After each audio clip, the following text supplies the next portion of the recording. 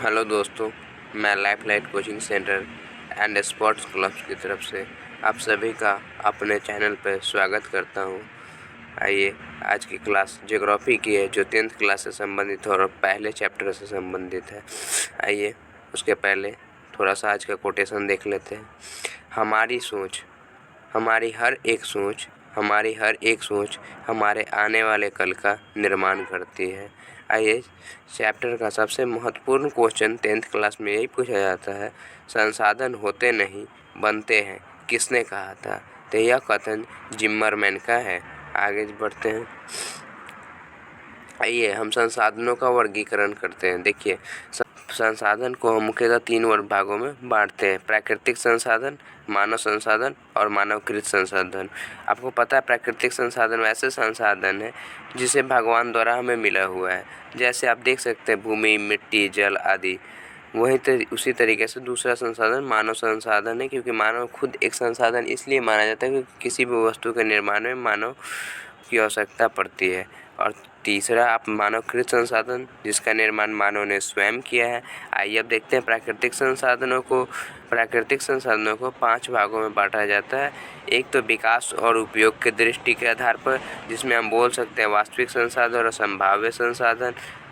दूसरा उत्पत्ति के आधार पर, जिसको जैव संसाधन और अजैव संसाधन कहा जाता है। तीसरा उपलब्धता के आधार पर, नवीकरणीय संसाधन और अनवीकरणीय संसाधन। चौथा वितरण के आधार पर, सर्वत्र उपलब्ध संसाधन और स्थानीय संसाधन। वहीं स्वामित्व के आधार पर भी संसाधन को 3 भागों में बांटा गया: एक निजी संसाधन, राष्ट्रीय संसाधन और अंतर्राष्ट्रीय संसाधन, और एक में छूटा हुआ इसमें हम सामुदायिक संसाधन भी कर सकते हैं। आइए हम एक एक करके बात करते हैं कि वास्तविक संसाधन क्या है। वास्तविक संसाधन वैसे संसाधन है जो वर्तमान में हमारे पास उपलब्ध हो तथा हम उसका उपयोग कर रहे हों। संभाव्य संसाधन वैसे संसाधन है जिसका भविष्य में उपयोग की संभावना बनी हुई हो। तीसरा, आगे देख सकते हैं हम जैव संसाधन की बात करते हैं, वैसे संसाधन जिसमें जीवन हो। जैसे आप समझ सकते हैं पेड़, पौधा, मानव आदि। उसी तरीके अजैव संसाधन वैसे संसाधन जिसमें जीवन नहीं हो, जैसे पत्थर, ईंट आदि। नवीकरणीय संसाधन वैसे संसाधन जिसका उपयोग एक बार उपयोग के बाद तो पुनः उसे प्राप्त किया जा सकता है, उसे नवीकरणीय संसाधन कहते हैं। जैसे आपको पता है सौर ऊर्जा, पवन ऊर्जा, वन, ये सभी नवीकरणीय संसाधन के उदाहरण हैं। वहीं अनवीकरणीय संसाधन वैसे संसाधन है जिसका एक बार समाप्त हो जाने पर उन्हें पुनः प्राप्त नहीं किया जा सकता है, जैसे कोयला, पेट्रोलियम आदि। सर्वत्र उपलब्ध संसाधन वैसे संसाधन हैं जो हर जगह उपलब्ध हो, जबकि स्थानीय संसाधन वैसे संसाधन हैं जो किसी सीमित क्षेत्र में उपलब्ध हो। आइए अब स्वामित्व के आधार पर देख लेते हैं फटाफट। निजी संसाधन वैसे संसाधन जिस पर किसी खास व्यक्ति या समुदाय का स्वामित्व हो। उसी तरीके से राष्ट्रीय संसाधन वैसा संसाधन है जिस पर देश का स्वामित्व हो। और आगे एक होता है सामुदायिक संसाधन वैसा संसाधन है जिस पर पूरे समुदाय का स्वामित्व हो। और एक होता है अंतर्राष्ट्रीय संसाधन, जिसमें पूरे विश्व के संसाधन, जैसे खुला महासागर, हवाई मार्ग आदि। चलिए आगे देखते हैं फटाफट। बिहार में देख सकते हैं चूना, पत्थर और पैराइट अधिक मात्रा में मिलता है। वहीं अरुणाचल प्रदेश जल संसाधन में धनी माना जाता है। राजस्थान में सौर ऊर्जा और पवन ऊर्जा में धनी है। तो वहीं लद्दाख का जो क्षेत्र है वो एक शीत मरुस्थल, याद रखिए लद्दाख एक शीत मरुस्थल है जो कि सांस्कृतिक विरासत में धनी है। आइए हम इसे मैप की सहायता से समझते हैं। देखिए आपको यहाँ पर दिख रहा, आप देख सकते हैं कि यहाँ पे अरुणाचल प्रदेश है जो कि जल संसाधन में धनी है। वहीं आपको भी आपका बिहार दिख रहा होगा जहाँ पे चूना, पत्थर और पायराइट अधिक मात्रा में प्राप्त होता है। वहीं पे आपको अभी दिखाता हूँ राजस्थान का क्षेत्र जो कि सौर ऊर्जा और पवन ऊर्जा के क्षेत्र में धनी है।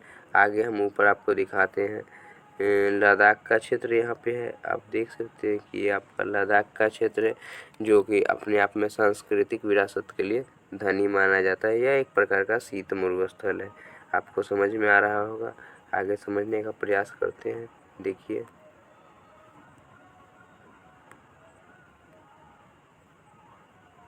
लेह लद्दाख का क्षेत्र आपको दिख रहा होगा। ये रहा आपका क्षेत्र। चलिए आगे बढ़ते हैं, फटाफट स्लाइड को आगे ले चलते हैं। देखिए, गांधी ने कहा था कि हमारे पास पेट भरने के लिए बहुत कुछ है, लेकिन पेटी भरने के लिए नहीं। उन्होंने संसाधनों के संरक्षण पे एक बात कही थी, उसी से संबंधित है यह। हमारे पास पेट भरने के लिए बहुत कुछ है, लेकिन पेटी भरने के लिए नहीं। आइए हम कुछ आंदोलनों के बारे में देख लेते हैं। मेघा पाटकर द्वारा नर्मदा बचाओ आंदोलन चलाया गया था। वहीं सुंदरलाल बहुगुणा ने चिपको आंदोलन चलाया था। यह आंदोलन 1972 में उत्तराखंड में चलाया गया था पर्यावरण संरक्षण के लिए। आप देख सकते हैं कि चिपको आंदोलन का पिक्चर लगाया गया। चिपको आंदोलन के तहत वहाँ की महिलाओं द्वारा, वहाँ के लोगों द्वारा पेड़ों को संरक्षण देने के लिए उससे चिपक गई थी, ताकि उनके कटाव को रोका जा सके। इसे हम चिपको आंदोलन कहते हैं। यह सुंदरलाल बहुगुणा द्वारा उत्तराखंड में चलाया गया था। आगे देखते हैं, कुछ और इम्पोर्टेंट फैक्ट हैं, उसको भी समझते हैं। सर्वप्रथम क्लब ऑफ रोम ने संसाधन संरक्षण की बात 1968 में की। दूसरा, पर्यावरण संरक्षण के लिए स्टॉकहोम में विश्व शिखर सम्मेलन 1972 में आयोजन किया गया था। स्टॉकहोम सम्मेलन कब आयोजन हुआ था, तो आप याद रखिएगा 1972 में आयोजन हुआ था।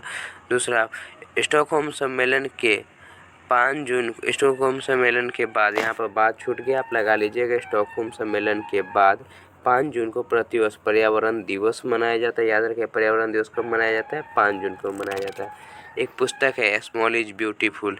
यह पुस्तक सुमशेर द्वारा लिखा गया था, जो कि 1974 में प्रकाशित हुआ था। आगे देखते हैं, ब्रंट लैंड आयोग, यह 1987 में अपने रिपोर्ट प्रकाशित देता है, जो कि संसाधन संरक्षण पे कार्य करता है। प्रथम पृथ्वी सम्मेलन 1992 में हुआ था, जो कि रियो डी जेनेरो में हुआ था। इससे एजेंडा 21 संबंधित है। दूसरा आप समझ सकते हैं, दूसरा पृथ्वी सम्मेलन 1997 में हुआ, जो कि न्यूयॉर्क में हुआ। यहाँ उसके आगे देख सकते हैं, क्योटो प्रोटोकॉल 1997 में हुआ, जो ग्लोबल वार्मिंग से बचने के लिए लाया गया था। ग्लोबल वार्मिंग क्या है? ग्लोबल वार्मिंग का मतलब क्या होता है? पृथ्वी के तापमान में बढ़ोतरी होना, उसे ग्लोबल वार्मिंग का नाम दिया गया है। ग्लोबल वार्मिंग के लिए 6 गैसों को मुख्यतः जिम्मेवार माना गया था। आइए आगे देखते हैं, तीसरा पृथ्वी सम्मेलन 2002 में हुआ था, जो कि जोहान्सबर्ग में हुआ था। आगे समझते हैं। देखिए, ग्रीन हाउस गैस, सबसे अधिक ग्रीन हाउस गैस आप देख सकते हैं इफेक्ट में सबसे अधिक कार्बन डाइऑक्साइड सहायता करते हैं, उसके बाद मीथेन आता है। इसलिए कार्बन डाइऑक्साइड को ग्रीन हाउस गैस भी कहा जाता है। यह क्वेश्चन जहां भूगोल के साथ साथ विज्ञान में भी पूछा जाता है कि निम्न में कौन ग्लोबल वार्मिंग के लिए जिम्मेवार गैस है, तो याद रखिए कार्बन डाइऑक्साइड ग्लोबल वार्मिंग के लिए जिम्मेवार गैस है।